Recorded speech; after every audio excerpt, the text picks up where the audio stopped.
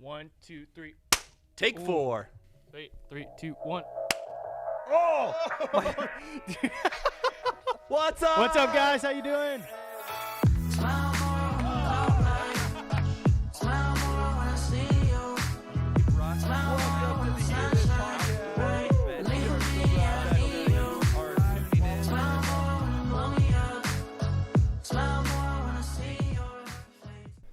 What's up? Welcome to guys? the Hear This podcast. Woo! Thank you so much for tuning in. We have a great episode today. We are excited 2 weeks in a row to having a special guest. And so you're going to learn more about who our special guest is in just a little bit. But before we get to that point, we just wanted to check in. And Ryan, what are some things that you have learned during this quarantine process? Yeah, I would say recently what I'm learning is most of you guys know Mac and I are now living with Rocky and Danny, her parents, and so pretty much learning what it means to be a good roommate because there's a lot of things that I now have to do living with the in-laws that I just wasn't thinking about before, like where do I put my dishes, and then where do I put my dirty clothes, like it's just common courtesy. You don't throw your dirty underwear in the living room, and this is one of the lessons I'm learning. So basically the things you should have been doing since you've been married. Finally Mac's finally he's getting it, but these are all I think I'm just kind of learning what it means to be a good person. So it's pretty good for me. What about you? I've been learning a lot, and it's been a lot of fun. I've worked a lot with Pastor Jesse over the last 2 months in Jackson, and I've learned a lot of new skills, a lot of things with the video, audio. It's just been a really fun season, just learning and trying new things. And so cool. Yeah, well, 2 weeks in a row, we have a special guest today, but not only special guest 2 times in a row, but this is the second time they've sponsored the Hear This podcast. Dedicated. Love it. I think we should have them sing in. What do you think? Yeah, dude, absolutely. Pick your favorite song and start singing in. Just beat it. Beat it. I have no idea where that came from. But Michael Jackson was on the brain. Welcome, Pastor Jesse Shuster. We're so glad that you are joining us today. Glad to be here. For the first and maybe last time. Yeah. No, I'm just kidding. I'll try to. That was awesome.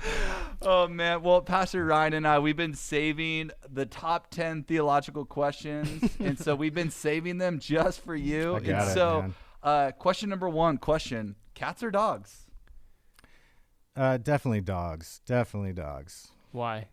Well, cats are arrogant.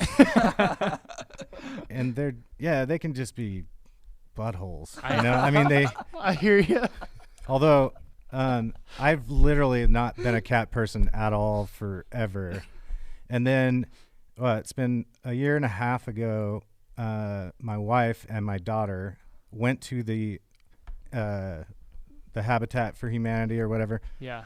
And they brought home a cat, a little kitty. And I'm just like, I'm not changing litter. I'm not feeding it. Get behind me, Satan.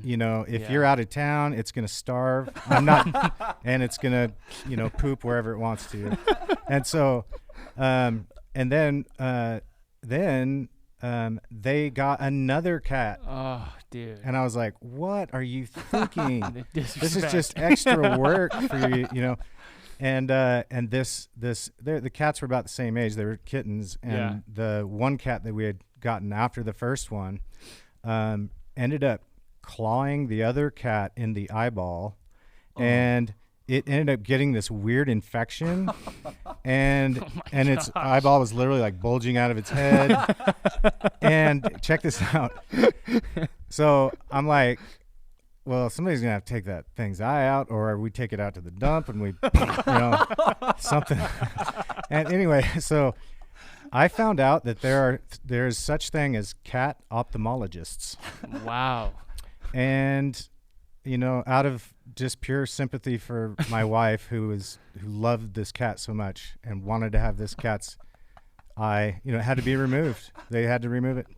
How much money have you spent on your cats? Yeah, seriously. Well, just that one incident, $1,200. Oh, just to take the eye out? To take the eye out. Wow, And, dude. But I will say this: that cat, I've grown to like the cat. Okay. As long as I don't have to clean its litter. I've never once cleaned a litter box.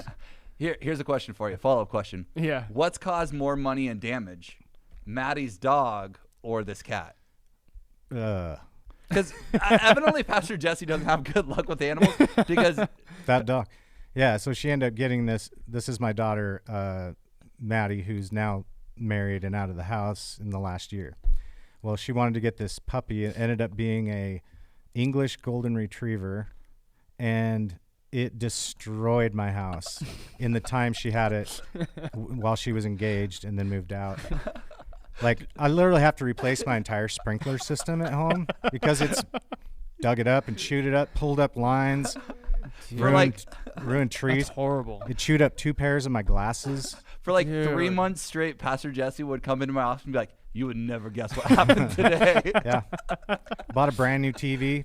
Day of, had the remote sitting on the couch. That dog found the remote and ate it. That's horrible, dude. I may have held a gun to its head one time or another. All right. Well, next deep theological question. No, that's great. Where did you grow up? Good question. I was actually born in Moscow, Idaho. Wow. And grew up in Pierce, Idaho, a little logging town up there until I was about 14. And then we moved down to the Boise area. Sweet. And then moved away to Nashville for a while. And then we had to come home because we just love it here so much. This was the best. And if you go anywhere else, like live somewhere else, like on the East Coast or like when we were in Nashville, people have no idea that we live in one of the best places you can live on the planet. Seriously. They think it's like potatoes and corn and let people think that. That's all I'm saying. They think Iowa. Yeah. They do. They think flat. Yeah. That's funny. What's your all-time favorite movie? All-time favorite movie. I don't know that I have an all-time favorite. I have favorites or movies that I can watch more than once. I love The Lord of the Rings. Yes. What's your favorite Lord of the Ring? The Hobbit? No. That's the only one I know. I was going to say, why would you pick The Hobbit? No, probably the third one. That's awesome. What's it called? The Search for the Ring. There's The Fellowship of the Ring, the Two Towers, and the King. The Return of the King. That's one. Yeah. I'll probably that one. That's a good one. But they're I'm all good. about it. Mine too. And I love movies that are series movies that you can keep watching. Like Fast and the Furious. Like Jason Bourne. 18. Listen, I've never watched any one of the Fast. Are you serious? Never. Wow. I have no desire. Wow. Okay. I mean, maybe someday. Bold. Yeah. But Harry Potter. Yeah. Dude, I love Harry Potter. Who doesn't love Harry Potter? I couldn't watch that witchcraft. John Wick. I like John Wick. There's another one coming out apparently. No way. Yeah, it got postponed because of the whole COVID thing, but actually there's another one coming out. It's like 4 or something like that. Are you a Jason Bourne guy? Totally. I could see that. Nice. Series stuff, The Matrix. Yeah, that's good. Or like VeggieTales. Yeah. Well, maybe. When my kids were little. What about Land Before Time? There's lots of those. You know what? I've seen them all because of my kids. Dude, are you an animated film guy? Like, do you like some animated films? Some. I love animated films. I'm on Onward right now. That is a good one. I'm on a big kick with Onward right now. Yeah. What's the first movie you ever saw in the theater? Pocahontas. Pocahontas? True story. Are you serious? Yeah, true story. Wow. With my friend Daniel Ojala. Whoa. I was in first grade. You guys are going to... Okay, what was yours? I don't know. Because I grew up with movies being in theaters. I'm not old like you guys where you remember the very first movie. You know what I'm saying? Like, I didn't even know Rocky's the first movie he saw in theaters. It was Star Wars. Ooh. I think it was Last Jedi or something. It was one of those ones. First movie I saw in the theater was New Hope, the very first Really? Star Wars. Really? Okay. And then the second one was E.T. Dude, I wish I had a cool story like that. I just have Pocahontas. You didn't grow up in a Nazarene family though, right? No, I didn't. So if you ask Rocky about his first experience, he could have swore Jesus was coming back while he was at that movie and he was not going to heaven. Like, because he was sinning. He said he was terrified his dad was gonna like come in the back and seriously. So he snuck out. The movie. Oh yeah, his parents didn't know that he went Star to the movie. Wars. Yeah. What a rebel, man. Dude, sure. Okay, cool. Next one. Dude, what is your go-to fast food order? Fast food? Yeah. Well, it depends on what you classify as fast food. Probably. Are you talking like? Let's say drive-through. Drive-through. COVID, put COVID aside. You have to go through the drive. You don't have to, but you just go through the drive-through, get some quick food. Okay. Some fast food. Okay, I will tell you this. I'm probably one of the pickiest eaters. You can ask Pastor Zach. Very true. When it comes to where we're eating for lunch, I'm a complete snob when it comes to food. He loves Kneaders. No, I don't like Kneaders. That's girl food. That's like chick food there. Like a bowl of soup and a salad. Dude, I love soup. I do too, but not. Actually, I'm more chowder. I like chowder. It depends on my mood. Dude, if you're gonna get soup, you got to go to Fat Guy's Deli. That's all I'm saying. Yeah. I've still never been there. Oh, you're missing out. I know. So we got to stop this conversation. Yeah. He's never been to Fat Guy Deli. I know you like Culver's. I think I remember you telling me that one time. I do like if you just want greasy that kind of food. Yeah, I do like Culver's. I'm surprised I like Culver's. That's not really fast. I mean, that's on the verge of fast food. Well, they cook it to order. Okay. But it is a drive-through. Okay. It met your criteria. It's more fresh. There we go. Cooked. You order it, then they put it on the grill. Okay. Instead of just having them stacked up. Yeah. On a warmer somewhere. How many times have you had a Zoomy this week? Are you from Monday or? No, I could eat sushi every single day. Same. No. Yeah, How same. many times have you had sushi this week? So in the last 7 days. 7 days, 3 times. It's only been open since Friday. Go hard or go home. I appreciate it. Yeah. Well, even sushi, I'm picky about that too because it's got to be fresh. The rice has to be cooked right. This is complete boring conversation. So you've never had Winco sushi? I think I tried it once. I may have spit it out. So, how would you describe your fashion sense? I would say hipster lager. Ooh. No. Okay. Lager. Yeah. Lager. Yeah. Flannel, boots. Flannel. I like flannel. I like boots. Woodsman. But I like outdoors type things too. Yeah. Like a good pair of cut-off jeans. Yeah. That are bedazzled. Yeah. And like a pair of shats. No, yeah. I like fly fishing apparel. Which if you don't know what that is, look it up. There's certain brands everyone's heard of Patagonia. Yeah. Or Sims. That's becoming more like the bougie, Patagonia. Yeah. It's not really. I like it, but it depends on which branch of it you're wearing. Because there is the more outdoorsy, rugged fly fishing, the practical that stuff. But then there's stuff. the vests and the that are just totally. you don't even go outside 5 days out of the year and you're wearing Patagonia. Yeah, totally. Okay. What is your favorite Netflix show? My favorite Netflix show. I don't watch a lot of TV. Trying to think of what the last thing I watched on Netflix. Oh, I know what it was. I think it was called Restoration Garage. Oh, yeah. It's where they restore old cars. Oh, cool. Awesome. I like those those more reality. Yeah. Especially when it comes to things like that. Have you ever seen that show, that series called Alone? No. Is that the one where they're alone in yeah, Alaska? They're good guess. you have to be a survival expert to even be on the show. No way. And there's I don't know 10, 12 people, and they get dropped at different locations on Vancouver Island, which is the highest population of bears and wolves and wow. And they whoever survives the longest wins $1 million or something. So people die on this show? They don't die, but they get really skinny. Yeah. Because food and trying to find food and all of that. And wow. There's medics that come out and check them and all that, but they have to film everything themselves. Oh, okay. And part of it is they end up being so isolated they can't handle it because they're completely alone for a month going into 3 months at a time. And it's just so like crazy. Yeah, That's nuts. no human interaction. Could you do that? Could you be on one of those shows? Listen, I would love the outdoor experience and being in nature and all that, but I think the alone part of it, Yeah. it would just Oh, like for all of sure. your demons would just start Oh, for coming sure. out, man. Totally. Like Day one, I would be like I've been so horrible to my family, and I just can't wait to get home and make it right. You know, because you didn't take the garbage out that one time.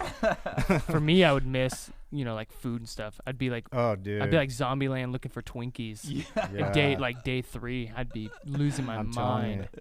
Yeah, and a lot of these people, man, they're starving. Yeah. What's your favorite thing about being a worship pastor? Favorite thing? Oh, there's a lot of things. Probably the biggest thing is just kind of living into the calling of pointing people to Jesus through the gifting that God gave me, and seeing people inspired to follow Jesus and really live their life for Jesus. So cool. Just trying to inspire people. That's kind of the main thing. Yeah. Sweet. What's your go-to worship song right now that you're listening to that you want to teach our church? Like, what's kind of some of those things? We just did a song this last Sunday. If you were tuning in, called "Graves into Gardens" off the new Elevation record, song. And that's been one that's been really good. I think we need songs of hope right now, like totally, and that give us hope and a joyful, feeling. So that's one. We were talking earlier about a song called "Rattle" off of that record. That's real similar and like it's a joyful like. It's like a party. That song is just a party and like a praise of just the hope that we have, right? That whole album, we were talking about that. The whole album is so solid. It's really good. So if good. If you haven't heard it, go out and check it out. Yeah. That and we're writing some original songs too for Tree City Church, which has been good too. So, and we have some that we'll be, introducing soon. That's cool. Hopefully. So when it comes to worship, you as a worship pastor, I love asking you these kind of questions because you're kind of like the expert in the field type of thing, but also like your personal, because we see you upstage and we see you worshiping and the way you get into it, but you personally, like when you're not up on stage, when you're not worshiping, leading worship for a service, how do you worship? Like what's your, like, do you go to your room by yourself and kind of just sit in solitude and reflect? Or do you, are you, because you are a singer, are you constantly singing verbally and, out loud? Or how do you worship on like just Jesse Shuster? What he's really asking you is your life one big musical. Yeah. You might think that, but that's just not the case. For me, it's it's got to be for me like the right space, the right place and moment. And in fact, right behind me here is our recording studio here at the church, and we built this room specifically for an inspirational space of creativity and things like that. And sometimes it's at home, but I have to have an instrument around, a guitar or a keyboard or piano or something. And it's probably in those moments where I just sit down and reflect on the Lord, what God's done for me, and just sort of sing prayers to God and listen.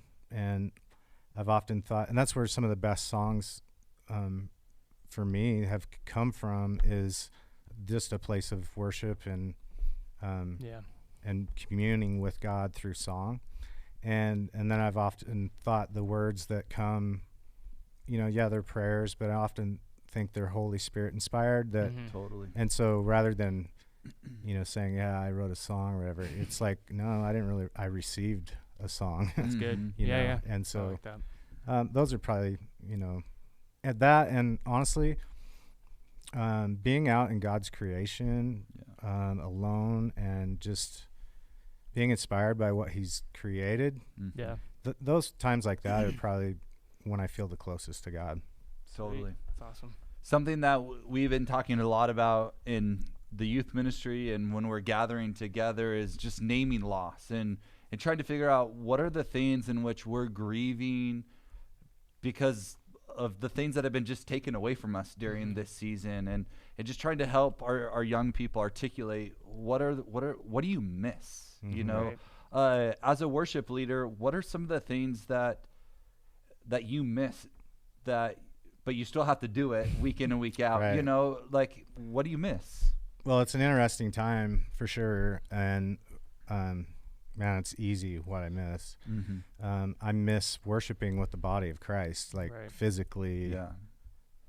experiencing the presence of God together. I mean, that's why I went into ministry in the first place, was to sort of be the person sort of leading us to the throne, you know, and it's you know, right now I'm doing that to a camera, Yeah. you know, and it's you know, you just trust that God's going to do with it what he does. And but I miss just the gathering of God's people just to worship him, because there's power when we gather, and Totally. we can't ever discount that, even though we can sort of attend a church service online, which is great for you if you can't be with the body, but we can't ever say it can ever take the place Yeah. of physical Totally. interaction with one another, Right. communing with God in one place, Yeah. you know. Totally. So you asked me another question? No, that was Okay. that was good. Spot on. Yeah. On. This is kind of a deeper, more thoughtful question, and you don't have to answer fully. But what you talked about, you know, we talked about loss. What are the things that we've lost? What's one of the things that you believe God is going to redeem after this whole thing? And so we talked a lot about what we've learned and stuff, and as a church, you know, universal, what do you think is one of those things that the church universal is going to come out of this pandemic needing to change? What do you think God's going to do in the church? Do you think there's something big that, you know, God's going to do and say, you know, this needs to be refocused? Is you see what I'm kind of saying? Like, anything that comes to mind? Or Yeah, I mean, I think just seeing like people gather in homes, and the need for community in those smaller groups. Right. You know, you think of how the early church started. It started in homes and people just getting together, breaking bread together. Yeah. Just that community, you know. My hope would be that sort of some of that is rebirthed. That church that isn't just like, we realize that at this point we have to realize the church is not the building we go to. Right? Totally. Because we're still being the church, even though our doors have been closed for the last 9 weeks or whatever it is, and people still continue to point people to Jesus and be the church. And so I think it's opened up doors for other creative ways that you know, we can reach our neighbors and our friends and coworkers for Jesus. That's and awesome. Hopefully, you know, that just continues and is more emphasized in this time. Yeah, it's pretty cool. Pastor Jesse and I were actually working on a video together about the name Tree City Church. And so just this morning, we're upstairs in the archive room just digging through old historical records of our church in 1903 when it first started. In our church, at the time Boise First Church, now Tree City Church, it started in homes. And it was in homes for several years before they even got a building. And so just going back to what Pastor Jesse was just saying is, I think it's cool that we're going back to our roots, so to speak, you know, and we're the first step in inviting someone and pointing someone to Jesus is entering into that relationship. And, good. And I'm excited to see what happens within our church and within our youth group. You know, we're going to be encouraging our young people to engage in these home churches and watch parties, and Sweet. I hope they lead the way. Yeah. You know? Oh, absolutely. Yeah, and hopefully, you know, we all have a new appreciation when we can gather again, that we have the freedom to do that, right? Because you think of other countries that they have to meet in secret. They can't, pull into a parking lot with hundreds of other cars to worship Jesus, and hopefully we have a new appreciation for that. Yeah, totally. Yeah, I think that's really good. And that's something that I've been reflecting on over the last 2 months now, is how much I just take for granted, whether it's meeting together in a building or whatnot, but just the idea of we are the church. We say that, we go, oh, that's cute, but the reality is we have to start practicing that because it's our only option. Right. And so I'm excited for that, for our church. So sweet. Yeah, it's kind of one of those things where it's like we talk about it and we preach about it all the time, but until it actually affects us on a more personal and tangible level, that's when it kind of starts to click for people. And I think for me, like personally, that's what this season has been. It's been like this clicking of, we are called to be the church every single day, not the church Wednesday nights and Sunday mornings, and I think that a lot of us, including myself, I've fallen into that mindset, and not intentionally, but it's just you get in that rhythm and you get in that habit of just coming to church, Sunday mornings and Wednesday nights, and you think, well, I'm going to experience Jesus at church. Like I go there to experience Jesus. Well, I mean, what would it look like if we became the church that brought like the experience of Jesus to somebody else, right? And we were the ones that allowed people to experience Jesus for the first time or in new and fresh ways because of the way that we are living out the mission of God in this world. And so that's like, I love it. It's like this, man, this pandemic sucks and it's a horrible thing that's happened. But I think about how awesome is it that God is going to redeem so many areas in our lives and in the life of the church because of this event. And we were forced to relook at the church and the posture that the church has taken in the world and who we are and our mission. And it's kind of like just a refocus of this is what it's about. It's not about all that stuff, all those things that you've put in front of it. It's now, it's as simple as relationships, right. So I love that. That's something I've always loved about Pastor Jesse and Tree City Church is the emphasis of just keeping the main thing the main thing. Yeah. It's our job to point people to Jesus. And I think that's something I've been reminded of over and over through this season, that our job is simple. We just get to partner with God in whatever God is doing. And God is at work. I mean, just in our staff meeting this week, 3 people over the last 7 days have accepted Christ for the very first time. So cool. Yeah, all through all what we're doing online. Which is awesome. And so don't ever discount what you're doing, and how you're planting seeds in people's lives. Yeah, and the other thing to always keep in mind too is that God could have chose anyone. Totally. And he chose you. Yeah. Whoa. Seriously. Okay. Yeah, that's humbling thought.